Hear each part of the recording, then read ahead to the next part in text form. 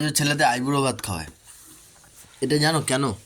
এই যে মেয়েদের সাত খাওয়ায়, কেন খাওয়ায় সাতটা? সাতটা খাওয়ায় একটাই কারণে, আগেকার দিন থেকে সব চলে আসছে নিয়মপালাগুলো, ঠিক আছে?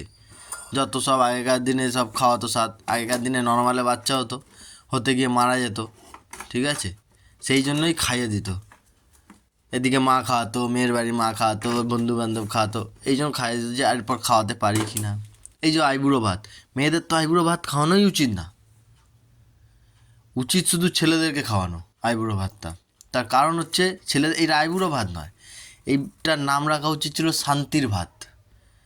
কারণ ছেলেরা শান্তিতে ভাতটা খেয়ে নেবে, বিয়ের পরে যে অশান্তিটা তাদের ভোগ করতে হয়, ঠিক আছে, সেটা তো আর তারা মুখে প্রকাশ করতে পারে না।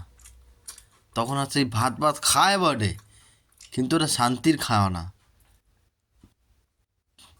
ঠিক আছে? যতই দেখো, একটু ভেবে দেখো, তোমারও তো বিয়ে হয়েছে, তোমারও তো বর আছে, ঠিক আছে?